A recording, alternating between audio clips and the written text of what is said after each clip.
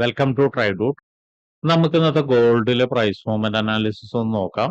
അതിനു മുന്നേ ഇന്നലെ നടത്തിയ പ്രൈസ് മൂവ്മെന്റ് അനാലിസിസിന്റെ റിസൾട്ട് ഒന്ന് നോക്കാം. ഇന്നലെ നമ്മൾ നടത്തിയ സമയത്ത് പറഞ്ഞിരുന്ന കാര്യം, ഈ ഒരു ഹൈനെ ബ്രേക്ക് ചെയ്ത് കഴിഞ്ഞാൽ എത്താൻ സാധ്യതയുള്ള ഒരു ഏരിയ എന്ന് പറയുന്നത് ഇവിടെയായിരുന്നു.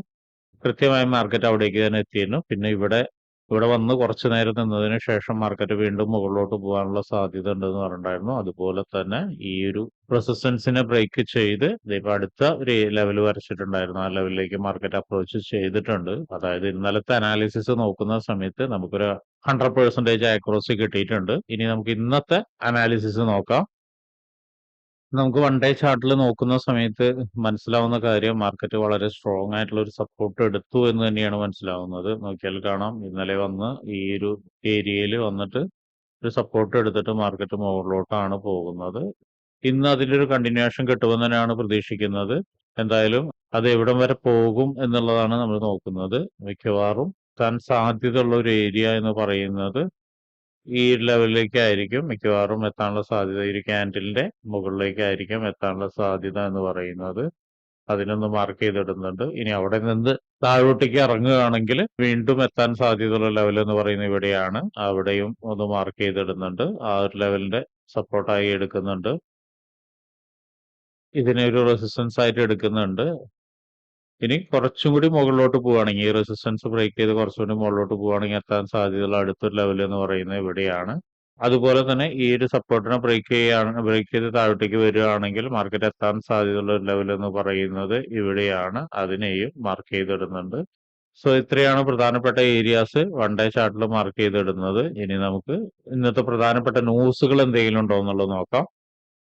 വളരെ പ്രധാനപ്പെട്ട ന്യൂസുകൾ വരുന്ന ദിവസമാണ്. നോക്കിയാൽ കാണാം, ഫെഡ് ചെയർ പവലിന്റെ സ്പീച്ച് ഉണ്ട്. ഇന്ത്യൻ സമയം 7 മണിക്കാണ്. അത് ന്യൂസ് വന്നതിന് ശേഷം, അല്ലെങ്കിൽ ആ സ്പീച്ച് കഴിഞ്ഞതിന് ശേഷം മാത്രമാണ് എന്താണ് സംസാരിച്ചത് അല്ലെങ്കിൽ എന്താണ് പ്രധാനമായ കാര്യങ്ങൾ എന്നൊക്കെ നമുക്ക് മനസ്സിലാവുള്ളൂ. അതിനുശേഷം വരുന്നത് 7:30ക്ക് ISM മാനുഫാക്ചറിംഗ് PMI വരുന്നുണ്ട്. അതിന്റെ പ്രീവിയസ് ഫിഗർ എന്ന് പറയുന്നത് 48.5ഉം ഫോർകാസ്റ്റ് 48.8ഉം ആണ്. അതിന്റെ usual effect actual greater than forecast is good for currency എന്നാണ്. അതായത് ഫോർകാസ്റ്റിനേക്കാൾ മുകളിൽ ഒരു ഫിഗർ കിട്ടി കഴിഞ്ഞാൽ കറൻസിക്ക് ബെറ്റർ ആവും, അല്ലെങ്കിൽ കറൻസി വീക്ക് ആവും എന്നാണ് ഇതുകൊണ്ട് ഉദ്ദേശിക്കുന്നത്. അതുപോലെ തന്നെ അടുത്ത ന്യൂസിൽ ജോൾട്സ് ജോബ് ഓപ്പണിംഗ് ആണ്. പ്രീവിയസ് വന്നിരുന്നത് 7.39 മില്യനും ഇപ്പോൾ വരുന്നത്, അതായത് ഫോർകാസ്റ്റ് വരുന്നത് 7.32 മില്യനും ആണ്. അതായത് പ്രീവിയസിനേക്കാളും താഴെയാണ്. അതിന്റെ usual effect actual greater than forecast is good for currency എന്നാണ്. ഇവിടെ ശ്രദ്ധിക്കേണ്ട കാര്യം, ഫോർകാസ്റ്റ് പ്രീവിയസിനേക്കാളും താഴെയാണ്. അപ്പൊ തൊട്ട് മുകളിൽ, ഫോർകാസ്റ്റിന് തൊട്ട് മുകളിൽ എന്തെങ്കിലും ഒരു ഫിഗർ വന്നു കഴിഞ്ഞാൽ കാര്യമായി ചലനം ഉണ്ടാക്കാൻ സാധ്യതയില്ല. ഉണ്ടാവണമെങ്കിൽ പ്രീവിയസിനേക്കാൾ മുകളിൽ ഒരു തന്നെ വേണം. അപ്പൊ ഇതൊന്ന് ശ്രദ്ധിക്കുക. അപ്പൊ ഇത്രയാണ് ഇന്നത്തെ പ്രധാനപ്പെട്ട ന്യൂസ്. ഇനി നമുക്ക് ചാർട്ടിലോട്ട് പോവാം.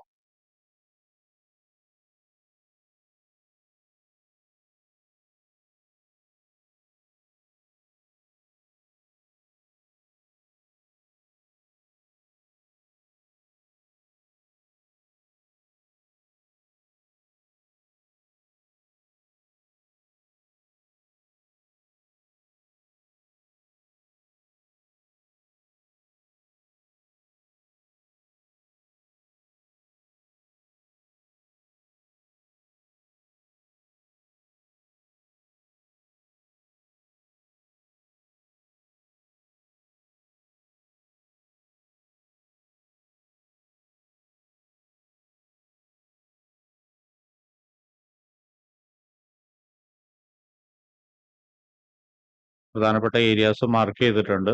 നോക്കിയാൽ കാണാം, ഇന്നലെ വരച്ചതുമായിട്ട് കാര്യമായിട്ടുള്ള ഡിഫറൻസ് ഒന്നുമില്ല. എന്നിരുന്നാലും ഇന്നത്തെ അനാലിസിസിന് ഫ്രഷ് ആയിട്ട് നമുക്ക് വരയ്ക്കേണ്ടതുണ്ട്. അതിന്റെയൊക്കെ പ്രൈസ് റേഞ്ച് നോക്കാം. ഏറ്റവും താഴത്തെ സപ്പോർട്ട് ലെവലിൽ നിന്ന് തന്നെ നോക്കാം.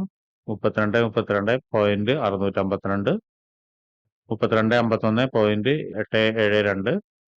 നെക്സ്റ്റ് വരുന്നത് 3268.645 ആൻഡ് 3278.779. അടുത്ത് വരുന്നത് 3289.962 ആൻഡ് 3302.542. ഇനി റെസിസ്റ്റൻസിന്റെ ആണ് 3314.772 ആൻഡ് 3328.750. അടുത്തതിന്റെ വരുന്നത് 3341.680 ആൻഡ് 3357.405. പിന്നെ അടുത്തതിന്റെ വരുന്നത് 3396.194 ആൻഡ് 3379.071. ഇനി നോക്കുകയാണെങ്കിൽ മുകളിൽ ഇനിയും റെസിസ്റ്റൻസ് ഏരിയാസ് ഒക്കെ ഉണ്ട്. ഈ ഒരു ഹൈ ഒക്കെ ഉണ്ട്. ഹൈനൊക്കെ മാർക്ക് ചെയ്തിടാം നമുക്ക്.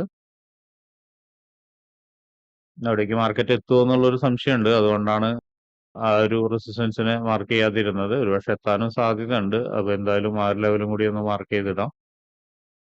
അതിന്റെയും പ്രൈസ് റേഞ്ച് ഒന്ന് നോക്കാം. 3438.128 ആൻഡ് 3451.057. ഇത്രയാണ് മാർക്ക് ചെയ്തിടുന്നത്. ഇനി നമുക്ക് 50 മിനിറ്റ്സിലോട്ട് പോയിട്ട് എൻട്രി സാധ്യതകൾ നോക്കാം. 50 മിനിറ്റ്സിലോട്ട് നോക്കുന്ന സമയത്ത് ഈ ഒരു ലെവൽ, ഇപ്പോൾ മാർക്കറ്റ് അപ്രോച്ച് ചെയ്യുന്ന ലെവൽ ഒരു നല്ലൊരു റെസിസ്റ്റൻസ് ഏരിയ ആണ്. അവിടെ നിന്നൊരു കൺഫർമേഷൻ കിട്ടുകയാണെങ്കിൽ, താഴോട്ടേക്ക് ഒരു കൺഫർമേഷൻ കിട്ടുകയാണെങ്കിൽ നമുക്കൊരു സെൽ എൻട്രി എടുക്കാം. പക്ഷെ അത് ശ്രദ്ധിക്കേണ്ട ഒരു കാര്യം, മാർക്കറ്റ് നോക്കിയാൽ കാണാം ഒരു നല്ലൊരു ബുള്ളിഷ് മൂവ്മെന്റ് ആണ് ഇപ്പൊ തന്നുകൊണ്ടിരിക്കുന്നത്. അപ്പോൾ ഒരു കൺഫർമേഷൻ കിട്ടുകയാണെങ്കിൽ തന്നെ താഴോട്ടേക്ക് ഒന്ന് ഇറങ്ങി ഈ ലെവലിലേക്ക് ആയിരിക്കാം കൂടുതൽ എത്തുന്നത്. അവിടെ നിന്ന് വീണ്ടും ഒരു കൺഫർമേഷൻ കിട്ടിയത് ബ്രേക്ക് ചെയ്ത് ഈ ലെവലിലേക്ക് എത്താനുള്ള ഒരു സാധ്യത കാണുന്നുണ്ട്. സോ അതൊന്ന് ശ്രദ്ധിക്കുക. അവിടെ വന്നതിന് ശേഷം ഒരുപക്ഷെ വീണ്ടും ഒന്ന് താഴോട്ടേക്ക് ഇറങ്ങാൻ സാധ്യത കാണുന്നുണ്ട്. കാരണം ഇവിടെ ഒരു സപ്ലൈ നടന്നൊരു ഏരിയ ആണ്.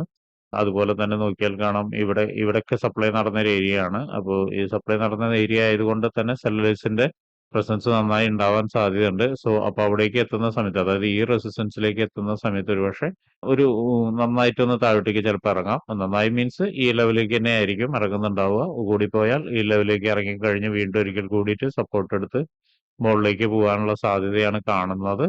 അപ്പോൾ ഈ ലെവൽ ബ്രേക്ക് ചെയ്ത് കഴിഞ്ഞാൽ പിന്നെ എത്തുന്നത് ഇവിടേക്കാണ്, തൊട്ട് മുകളിലേക്കുള്ളതാണ്. പിന്നെ നേരത്തെ പറഞ്ഞ പോലെ ഇതും ബ്രേക്ക് ചെയ്ത് കഴിഞ്ഞാൽ ഈ ഒരു 3450 വരെയൊക്കെയാണ് മാർക്കറ്റ് എത്താനുള്ള സാധ്യത. ഇവിടേക്ക് എത്തുമെന്നുള്ള സാധ്യത, ഇവിടേക്ക് എത്താനുള്ള സാധ്യത കുറവാണ്. പക്ഷെ പറയാൻ കഴിയില്ല, നമുക്ക് ന്യൂസ് ഉള്ളതുകൊണ്ട് പറയാൻ കഴിയില്ല. കാലത്ത് തന്നെ നല്ല മൂവ്മെന്റും തരുന്നുണ്ട്. അപ്പോൾ ഒരു പക്ഷെ മുകളിലോട്ട് എത്താനും സാധ്യതയുണ്ട്. ഇനി അടുത്ത കാര്യം എന്ന് പറയുന്നത്, ഇവിടെ നിന്ന് നല്ലൊരു കൺഫർമേഷൻ എടുത്ത് താഴോട്ടേക്ക് ഇറങ്ങി ഇതിനെയും താഴെ ബ്രേക്ക് ചെയ്ത് കഴിഞ്ഞാൽ മാർക്കറ്റ് വീണ്ടും എത്താനുള്ള സാധ്യതയുള്ള ഇവിടെയാണ്. ഇവിടെ നോക്കിയാൽ കാണാം ഡിമാൻഡ് നല്ല ക്രിയേറ്റ് ചെയ്ത ഏരിയാസ് ആണ്. ഇവിടെ നിന്നൊക്കെ നല്ല സ്ട്രോങ് ആയിട്ട് ഡിമാൻഡ് ക്രിയേറ്റ് ചെയ്തിട്ടുണ്ട്. സോ ഇവിടേക്ക് എത്തിക്കഴിഞ്ഞതിന് ശേഷം ഒരു കൺഫർമേഷൻ കിട്ടുകയാണെങ്കിൽ വീണ്ടും മുകളിലോട്ട് തന്നെ ബൈ എടുക്കാം. അതുപോലെ തന്നെ ഇവിടേക്ക് ശ്രദ്ധിക്കേണ്ട കാര്യം എന്താണെന്ന് വെച്ചിട്ടുണ്ടെങ്കിൽ, ഈ ഒരു ഏരിയയിലൊക്കെ ബൈ സെല്ലുകൾ കിട്ടാനുള്ള സാധ്യത ഉണ്ട്. അതെല്ലാം കൺഫർമേഷൻ ബേസ് ചെയ്ത് മാത്രം എടുക്കുക, ഒരിക്കലും ബ്ലൈൻഡ് ആയിട്ട് എടുക്കരുത്. അപ്പൊ ഇത്രയാണ് ഇന്നത്തെ ഗോൾഡിന്റെ പ്രൈസ് മൂവ്മെന്റ് അനാലിസിസ്. പ്രത്യേകം പറയുന്ന കാര്യങ്ങൾ, നമ്മൾ മാർക്ക് ചെയ്യുന്ന ഏരിയാസിലേക്ക് മാർക്കറ്റ് വരുന്ന സമയത്ത് എങ്ങനെയാണ് ബിഹേവ് ചെയ്യുന്നത് എന്നുള്ള ബേസ് ചെയ്തിട്ട് മാത്രമാണ് ട്രേഡ് എടുക്കേണ്ടത്. ഒരിക്കലും ബ്ലൈൻഡ് ആയിട്ട് എടുക്കരുത്. അപ്പൊ ഇങ്ങനെയുള്ള കാര്യങ്ങളൊക്കെ നിങ്ങൾക്ക് പഠിക്കാൻ താല്പര്യമുണ്ടെങ്കിൽ ട്രേഡ് റൂട്ടുമായിട്ട് ബന്ധപ്പെടാം. അത് ഫ്രീ ആയിട്ട് ട്രേഡിങ്ങിന്റെ കാര്യങ്ങളൊക്കെ നിങ്ങൾക്ക് പഠിക്കാവുന്നതാണ്. അതിനു വേണ്ടിയിട്ട് ഈ വീഡിയോയുടെ ഡിസ്ക്രിപ്ഷനിൽ ഒരു ഗൂഗിൾ ഫോം കൊടുത്തിട്ടുണ്ട്. ആ ഗൂഗിൾ ഫോം കൃത്യമായി വായിച്ച് അതിലുള്ള കണ്ടീഷൻസ് ഒക്കെ ഓക്കെ ആണെങ്കിൽ മാത്രം ഫിൽ ചെയ്യുക. അതോടൊപ്പം തന്നെ ഡിസ്ക്രിപ്ഷനിലുള്ള വാട്സപ്പ് ചാനലിൽ നിങ്ങൾക്ക് ജോയിൻ ചെയ്യാവുന്നതാണ്. അവിടെ ട്രേഡ് റൂട്ടിന്റെ അപ്ഡേറ്റ്സ് ലഭിക്കുന്നതാണ്. അപ്പൊ എല്ലാവർക്കും ഇന്നൊരു പ്രോഫിറ്റബിൾ ഡേ ആവട്ടെ എന്ന് ആശംസിക്കുന്നു.